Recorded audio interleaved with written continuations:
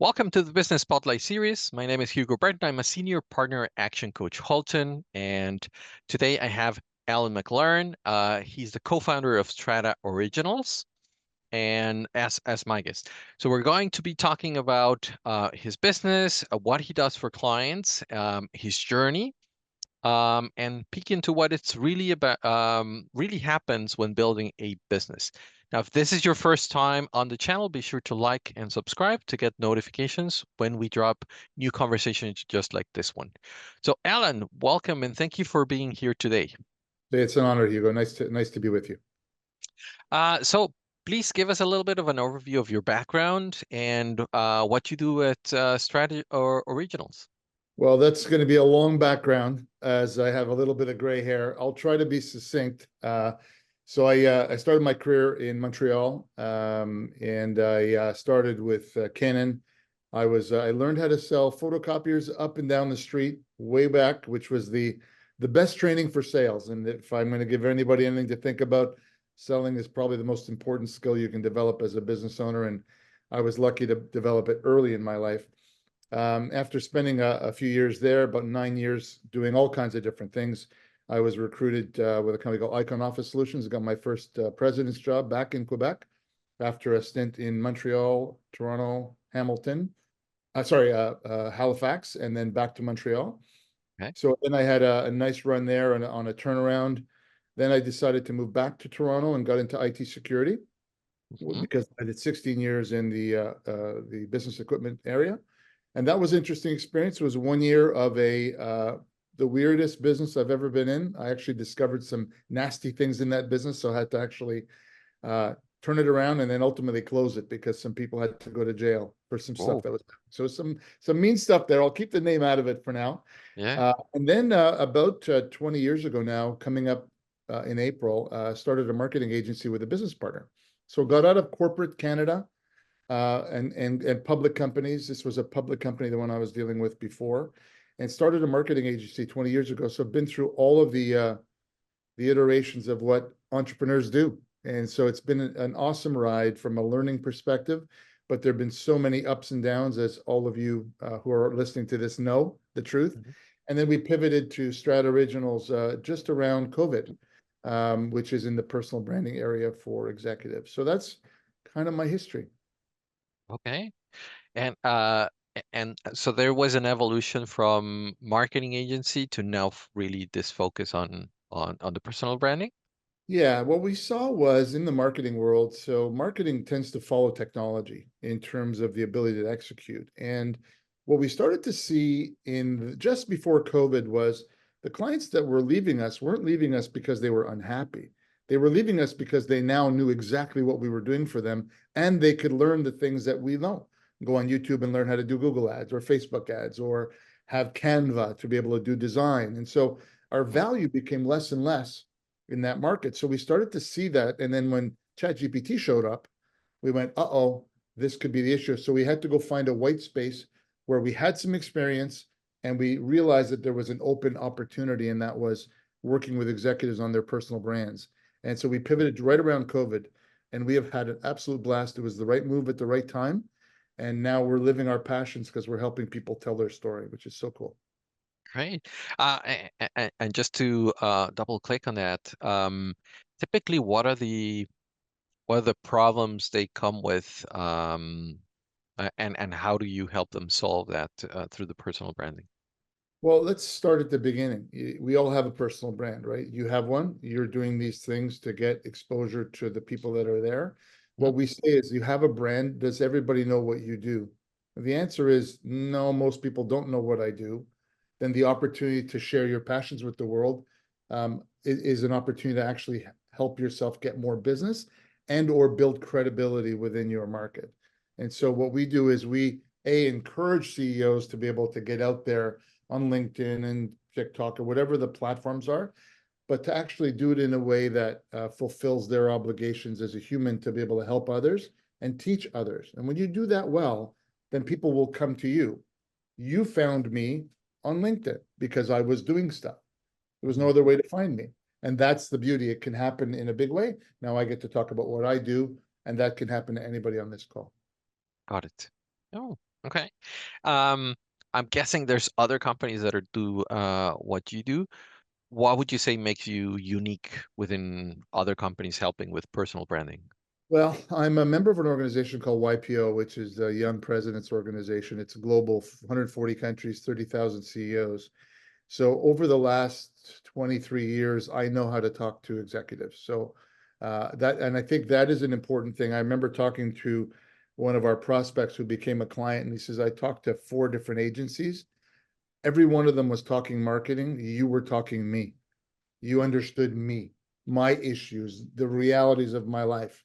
And that's where I think we differ, because I've got that 20 years of relationship globally, not just here in Canada, but whether it's Singapore or the UK or Mexico. That global cultural experience is also relevant for CEOs, especially when it's so personal as their personal brand.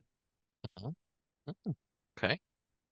Um, Now, given that you have quite a link to just the executive and the personal side, I was wondering, what are some of the marketing strategies that you've used to build Strata? So first thing we do is we give a lot away. And what does that mean? So we believe in the principle of give before you get. In other words, if you just go to our website, you'll see a little section called the Learning Center, which is about 50 videos of me just telling people, this is what you need to do. This is how you do it. Right. So we give that away. We've done a ton of, when I say a ton of, probably over 30 free workshops to organizations that are relevant. And those Right. workshops, clients come from that because our mission is to help people, right? That's our why, is to inspire leaders. So if I am able to inspire anybody on this call to go out and do better on their LinkedIn and help people, then I feel really good about it. And those who are in my target audience will seek me out because, hey, listen, I can't do this myself. I don't have the time, I don't have the expertise, I don't have the what. And that's how we end up getting a lot of our business. Mhm. Okay. Great. Great. Um, yeah, I think giving first is a fantastic strategy, and I love that. So I'll definitely check the learning center. So, um, you've talked leadership a few times. So, and I know that's a big component of YPO. Um, what is your perspective in terms of how management and leadership are different, if at all? Um, and what's your approach to both? So they are different, and we mix them up sometimes. So let me start with leadership. Leadership is the simplest concept, the hardest to do, right? The simplest concept, it's not about you.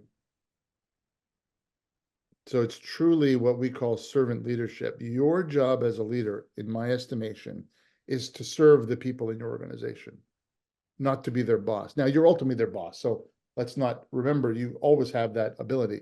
But when you serve people, they end up growing, they end up doing better, they end up caring.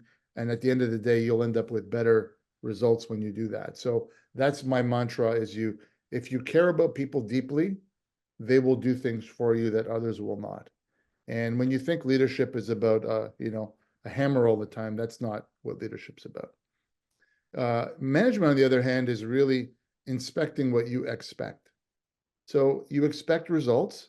So every day you've got to kind of go through and say, what are we doing and how are we doing it? Are we managing the tasks of the business so that we're effective at what we need to do? Because we have to do both. You Mhm. lead, but at the end of the day, you got to do stuff, right? And if you do stuff, management's the way to do that. And inspection of what people say they're going to do to achieve the corporate goals are what I would call how management and leadership work together. Okay, great. Um, and in that expectation of results, like just setting the expectation and defining standards, right? For what you want to happen is critical. Given that your business, so I was curious because your business deals a lot with intangibles, right? The reputation, the kind of the branding of the executive. Um, so what's your approach in terms of defining those standards? Like what would standards or result expectations look like in your industry? So it depends on, everything comes back to the goals of the person that we're working with. So I'll give you a couple of examples. So One is someone who in 3 years is planning for their next career. So in that next career, they want to be a consultant, a speaker, and a coach. So it's 3 years of developing content to build audience so that they're ready for that. Another client is a lawyer, an M&A lawyer. So his goal is to try to secure business directly from that. So by Yeah. giving content out about M&A, which most people don't deal with in their lives, right? Maybe one time. So he's saying, this is the stuff you need to think about. Well, when you think about it, who are you going to think about? You're going to think about Bob. So his is different. Others are coaches or authors. I want to move books. The other thing that we've actually just launching this week is a program for CEOs and their executives. Because if you think about this, if you think about how many people in your LinkedIn actually know what you do, the answer is probably 20% know what you do. And even those 20% don't really know what you do. Yeah. So 80% you're leaving on the table because you're not out there. Do the math with you and your executive team of 3 or 4 or 5. You could have 10,000 people out there that don't know what you do by not branding, personally branding yourself. Mhm. So there is a direct ROI in addition to those, but the ROI is measured per person as opposed to in some generic way that 5,000 leads gives you this percentage of that, and you'll convert these many. That's not the game we're playing, but we're in a relationship and trust business. And if you can tell me that trust is the foundation of everything we do, wow, when you trust somebody, that goes a long way. Yeah. Yeah. And I think that's a fantastic advice for any kind of business, but in particular for professional services or, in your case, building that reputation, trust is critical. 100%. Yeah. And I love that about, how much our connections know what we do, and reinforcing the communication, right? Because sometimes we just feel I'm out there, I'm communicating, but we need to look at it from the other side and seeing what is the message that's really getting through, right? So, And the other thing is, of course, if you're selling all the time, then people are going to turn you off because they see that every time he does something, there's a link at the bottom to buy his stuff. If you help people, then people look at that and go, I've learned something. He's valuable to me. I want to follow him. I want to learn from him. I want to develop a relationship. But invariably, what people do on LinkedIn is they connect with you, they tell you they want to learn from you, and then the next email is, look what I do. And I keep telling people, why do you do that? You're trying to take people from, you saw them in a bar and you want to take them to marriage before you even buy them a drink. Can you build a relationship with people, follow them, contact with them? That's how you do business on social, not, trying to push it. It doesn't work when you push it. It does work in a pull though. And that's what we try to tell people. yeah, yeah, that's a fantastic reminder, and it hits home because I think in the last few weeks I've just talked about events that I've been running, so I need to Listen, there's rebalance. But Hugo, there's no problem with you can still sell because marketing is okay. There's nothing wrong with marketing. But in the context of building your personal brand, when you sell, people do this. When you help, people go, oh, and Yeah, then they trust. They're not going to trust you if you're trying to sell them something. Doesn't yeah, work. So there's a balance. It doesn't mean you're not selling things, but your personal branding is really about building your relationships up and then yeah. that trust that we talked about. So yeah. Great, perfect. Let me switch to a slightly different topic, which is we were just talking about being in our home offices. So I wanted to ask about how do you balance your personal life with the demands of running a business and leading a team, right? Well, I actually we had an office for 20 years and then COVID, we decided that because we have a global business, we're technically virtual for everything we do. Mm-hmm. So having an office was limiting for us. And so what we do now is we each have our home offices. And then what we do is we meet once every 2 weeks in person to have those conversations that only really matter in person. We do talk every single day. We have a team meeting every day, a little huddle, and then we text and calls for the rest of this stuff. I actually love it because I'm a pretty disciplined guy. So I get down here at 8 o'clock and I get done at 4:30 and it's like that every day. And then I'll do more time if I need to. afterwards or on weekends, because that's what entrepreneurs do. There is no real time. But I love that, and our team loves it too, because we have some, young moms and young dads, and it's great that they don't have to rush to get the day started. So their life is better, their balance is better. Is it perfect? I don't think anything's perfect, but they're happier, ergo they'll deliver more stuff for us if they're happier. So it works for everybody. Mm, okay. Let me go back to the work you do with executives, because there was one word when we connected that really caught me. And I was somehow it's been the theme for the last week or so, which is authenticity, right? So you mentioned helping them be their authentic selves. So I wanted to get your, a little bit more on that. Like, how do you work on creating that authenticity and even why, right? Because sometimes as an executive, you need to have a very um, set facade just because of all the stakeholders they have. Um, so yeah, tell me more about that authenticity. So if I may be so bold as to offer a different perspective on an executive that has to have a facade. Yeah, yeah. I've run public companies, I've run private companies, I've been in major corporations. And the people that are the most successful are the ones that are the same human being, whether you're having a coffee with them, a beer with them, or they're leading the company. My opinion. I've Hmm. always been the same person. You meet me now, we go grab a coffee, you're going, he's no different. Because, and I'm also the same with my family. I'm same with my wife. I'm the same with everybody, because I don't believe that we need to put on, in the old days, we put on hats. We had our role. I'm the boss. Listen, every once in a while, you're the boss. That's okay. And you have to be tough with people. That's okay. Authenticity really means being you. If you're a tough person that doesn't have a lot of EQ in your life, like emotional quotient, don't try to be that person, because you're going to look like a fool. And the reverse is true, because you might be incredibly brilliant at certain things. You're just not good at the people thing. So be authentic to who you are, and people will love you for being authentic. When you try to fake it, I think that's the key. So what we do specifically for our executives is that when we work with them, we find out who they are, really find out who they are, like stuff they don't even know about themselves. Once we understand that, then we try to bring that out in the content that we do with them. So we record videos, and the key is the videos aren't with, thumbnails and shiny things. It's just this kind of conversation that you and I are having. Why? Because authenticity has to feel like we're having a glass of wine together or a cup of coffee together. It has to feel that real. And that's what we do for them, is get them to that place where they're comfortable. Because Yeah. guess what? Looking at a green light on a video, not something you learned how to do unless you were 20. Then Hmm. you could just point this thing at your face, right? But we didn't learn how to do that. So we have to teach people how to be just relaxed and comfortable and themselves. And that's the work is, it's a lot of work sometimes, but once it works, it's really awesome. Mm. Yeah.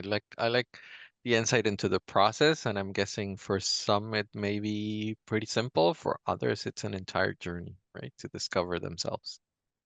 It is, as you go, it's a journey, and there's a lot of fun. And what we tell people, even in our proposals, we've said, be prepared to learn a lot and have a lot of fun, because think about this. How many times have you thought about yourself as a brand? People don't. Yeah. But you have one, because people say things about you. People describe you, they'll go, "Oh, he's A, B, C, D, E." Is it congruent with what you want? The answer is yes. Great. If it's not, how do you close that gap? Hmm. Mm. So Alan, let's talk a little bit about the future. So where do you see the business in the next 3 to 5 years?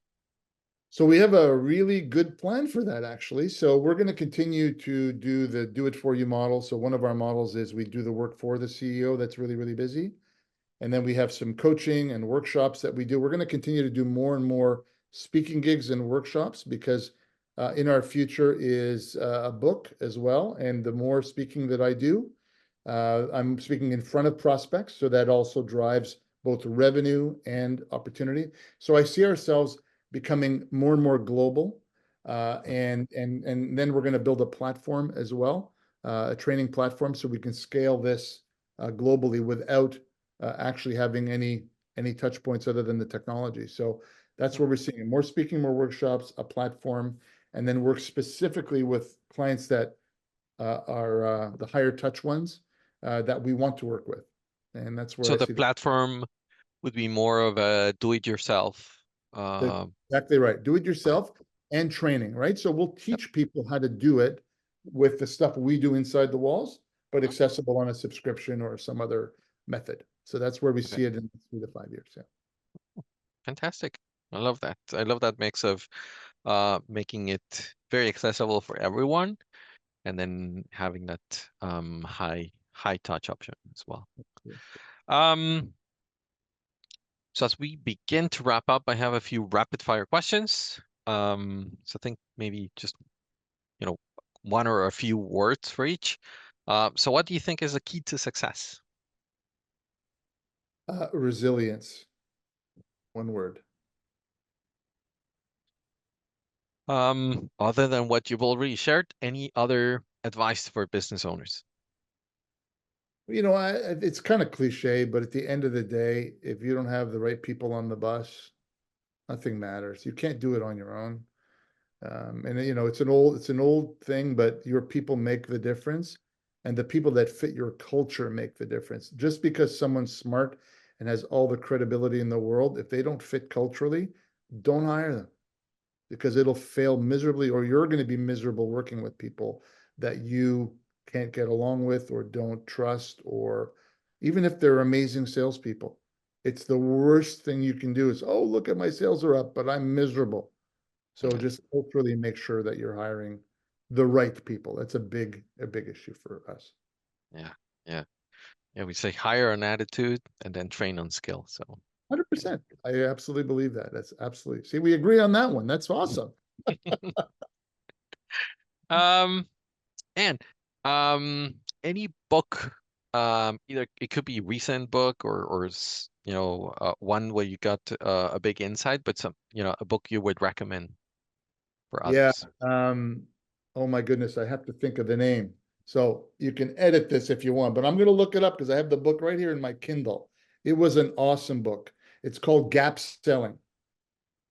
Okay. Okay, gap selling is was a.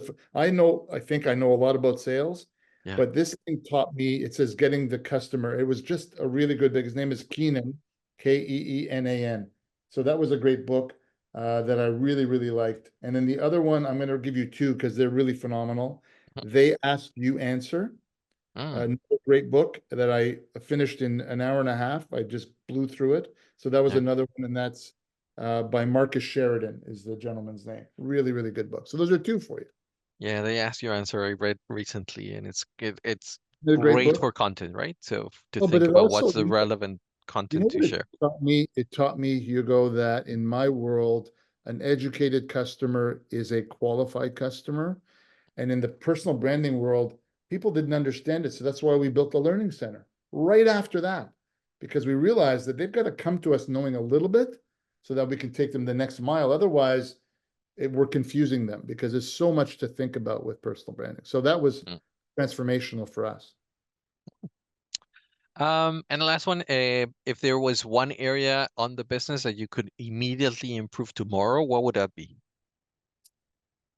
I think productivity would be the number one thing I'd look at. And I'll tell you why. Because we have a high touch model, we tend to do so much more than what we're being paid for, which is okay now. But when we have 100 clients, that's not going to be okay.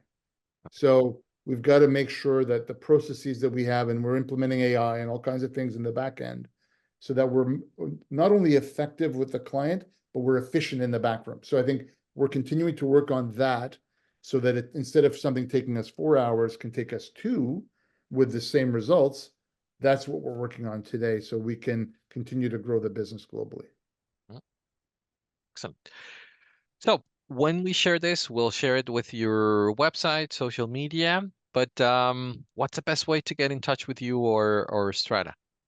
So strataoriginals.com is the website. You can see what we do on that website. You can reach out to me, Alan McLaren, at LinkedIn. If you want to connect there, just mention that you saw me on the show. That'd be great because otherwise I get a lot of requests I say no to. for people who are trying to sell to me. So Yeah. I'm careful on that, but please do Hmm. connect, let us know. And if there's any questions you have, or I'm happy to help. And we like to give, as we said earlier. So that's the best two ways to get a hold of us. Okay. Perfect. Fantastic. So, Alan, it's been great to spend this time and learn more about what you do and bring that authenticity to business executives. And also a lot of advice that I think the audience will find valuable. So thank you so much for your time. My pleasure. And Thank you, Hugo. It's nice to chat with you. great. Take care.